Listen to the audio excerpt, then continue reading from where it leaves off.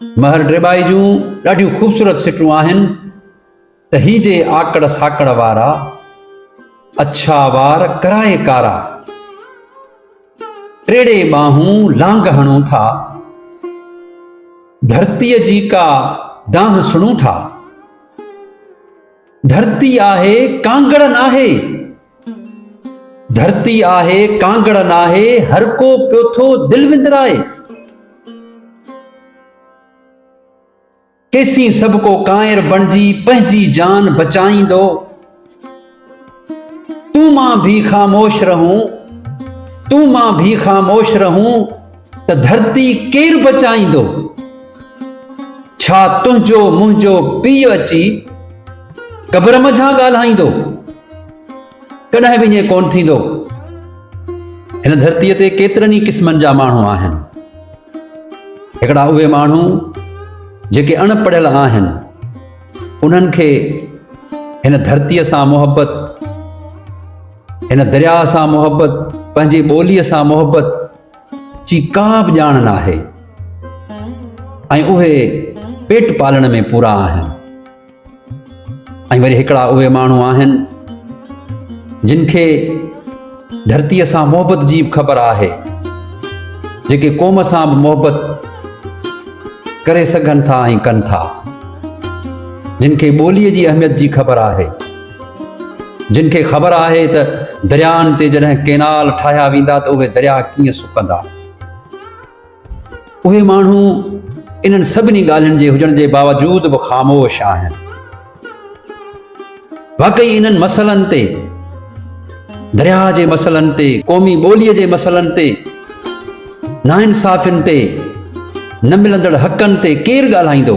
इहे पढ़ियल लिखियल माण्हू ई ॻाल्हाईंदा ऐं उन्हनि खे ई ॻाल्हाइणु खपे। ऐं उहे ख़ामोश थी जुर्म करे रहिया आहिनि। ऐं हिकिड़ा उहे माण्हू आहिनि जेके पाण कुझु बि नथा कनि ऐं वञनि था लतीफ़ साईं जे रोज़े में घिड़ी ऐं उन जे मज़ार जे भरिसां बीही चवनि था त जाग भिटाई घोट तोखे सिंधड़ी थी सरड़ा करे।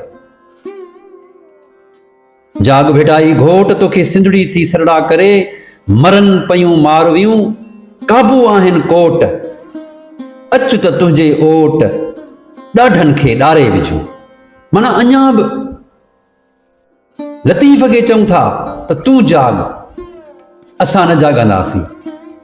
जॾहिं त लतीफ़ जहिड़ो रहबर शाइर जेको पंहिंजे शाइरीअ में असांखे हर वाट ॾसे वियो आहे, हर पेचरा ॾसे वियो आहे। लतीफ़ जेॾो शाइर आहे ओॾो ई असांजो रहबर आहे। ऐं उन शाइर खे असीं चऊं था त जाग भिटाई घोट तोखे सिंधड़ी थी सरड़ा करे। सो असांखे पाण खे जाॻणो पवंदो ऐं हिन धरतीअ लाइ विहणो पवंदो। हिकिड़ा वरी उहे माण्हू आहिनि जेके बिल्कुलु नाकारा आहिनि। सुबुह जो उथंदा, सही संभरी टोप निराड़ ते हणी होटलुनि ते अची वेही रहंदा ऐं रुगो सॼो ॾींहुं उते वेही ड्राड़ूं हणंदा ऐं चांहियुनि जे कटनि ते रुगो वेठा हूंदा। कमु करणु पुॼेनि न कोई, रुगो ॻोल्हनि वेही बहाना। कमु करणु पुॼेनि न कोई, रुगो ॻोल्हनि वेही बहाना। वॾा ॻाल्हर हवाली फूकर कचहरियुनि में रुगो हणंदा ताना। संदन सुञाणप का न हूंदी, संदन सुञाणप का बि न हूंदी, रुगो पढ़ाईंदा ॾाॾा नाना। माना हुननि जी पंहिंजी का बि सुञाणप न हूंदी,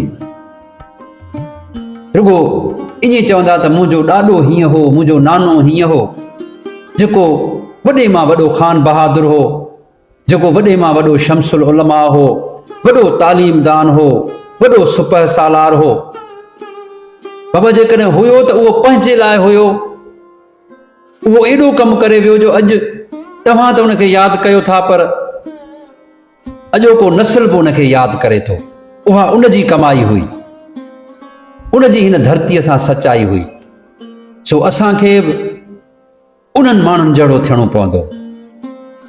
सो अचो त गॾिजी हिन क़ौम लाइ सोचूं ऐं ही जेके ख़ामोश माण्हू आहिनि उहे हाणे पंहिंजी ख़ामोशी टोड़नि ऐं पंहिंजे धरतीअ लाइ सोचनि।